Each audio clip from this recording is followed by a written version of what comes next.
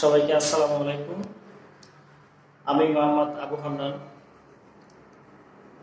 আজকে দেশের তেল সংকট নিয়ে আমি আপনাদের সম্মুখে কিছু কথা বলবো।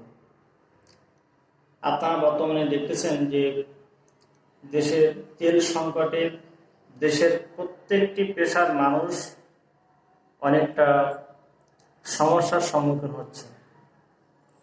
কিন্তু একটা জিনিস আমি খেয়াল করতেছি যে পুলিশ প্রশাসনের লোকেরা তাদের তেলের কোনো সমস্যা হচ্ছে না, তারা তাদের কার্যক্রম সুন্দরভাবে চালিয়ে যাচ্ছে।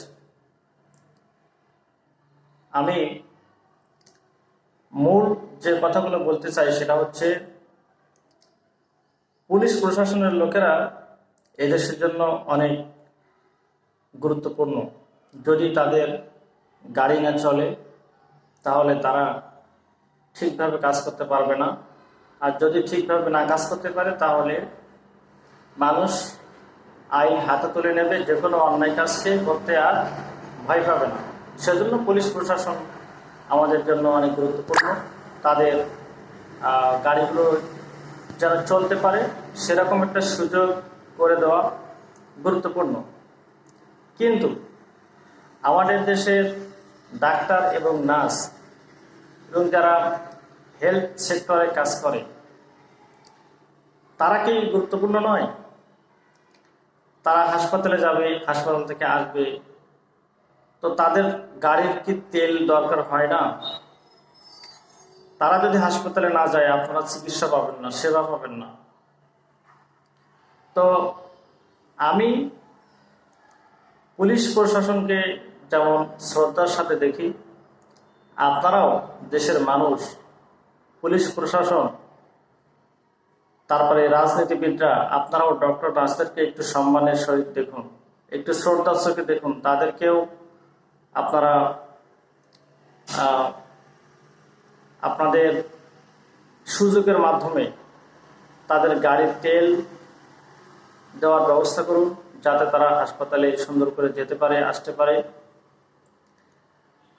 এবং আরও একটা সমস্যা আমি খেয়াল করছি যে বর্তমানে হাসপাতালগুলোতে যেসব জেনারেটর আছে এই জেনারেটরগুলো চালাইতে পারতেছে না তেলের কারণে, কারণ তেলের সংকট।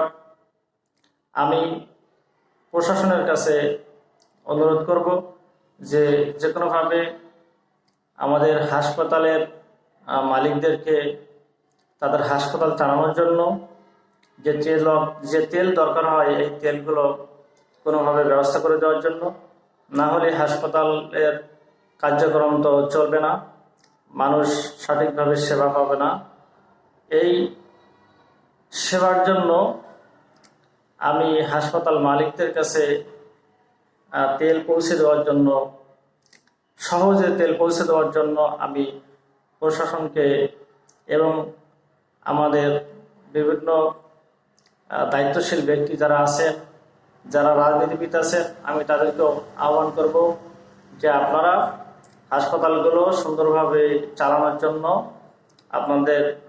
আমাদের জেনারেটরের যে তেলগুলো প্রয়োজন হয় এই তেলগুলো সহজে যেন তারা পায় সেই ব্যবস্থা আপনারা করে দিবেন। একটা কথা মনে রাখবেন, আপনারা, আবারও আমি বলি, আমাদের দেশের প্রশাসন যেমন গুরুত্বপূর্ণ, ডাক্তার এবং নার্স তারাও এই দেশের জন্য গুরুত্বপূর্ণ।